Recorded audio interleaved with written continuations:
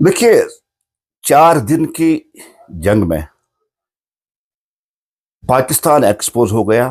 और सारी दुनिया को पता चल रहा है कि पाकिस्तान खोखला है, उसके पास कुछ भी नहीं था। और जो कंट्रियां उसको हेल्प कर रही, खासकर तुर्की का, जिस तरह से तुर्की ने पाकिस्तान को वो ड्रोन भेजे थे, उससे ये साफ जाहिर हो गया कि तुर्की पाकिस्तान को सपोर्ट कर रही है। और हिंदुस्तान के साथ जो 4 दिन की जंग चली थी, उसमें तुर्की ने पूरी तरह से दिखा दिया है कि वो भारत मुखालिफ सरगर्मियों में शामिल है। लेकिन भारत की सेना और भारत की फौज ने जिस तरह से तुर्की के ड्रोनों को जमीन बोस कर दिया, जमीन के अंदर गाड़ दिया, उससे भी दुनिया को एक मैसेज भारत की ताकत और भारत का जो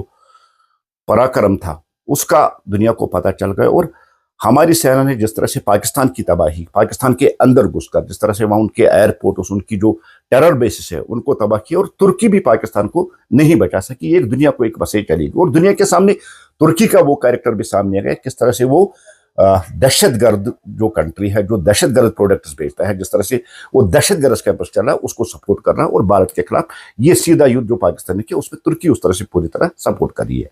जिस तरह से पूरी देश के लोगों ने तुर्की के जो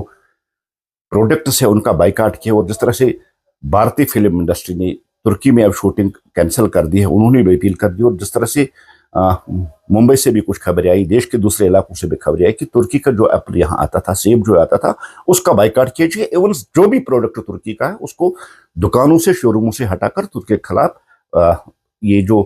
कदम है सारी देश ने उठाया। मैं जम्मू कश्मीर के लोगों से भी, यहाँ भी कुछ चीजें जो तुर्की के नाम पे है और कुछ बोर्ड भी लगे हैं जो तुर्की के प्रोडक्ट्स को यहाँ भेज रहे हैं, उनसे भी अपील हम कर रहे हैं कि देश के साथ यकजहती करते हुए, क्योंकि हम सब भारतीय हैं और हमने आज एक इतिहास कायम किया है। मैं उन लोगों से भी अपील करना चाहता हूं कि जो बोर्ड आपने साइन बोर्ड तुर्की के नाम पे लगाए और जिस तरह से आप तुर्की प्रोडक्ट्स की यहाँ पब्लिसिटी कर रही है, उसको जल्द अज जल्द बंद करें।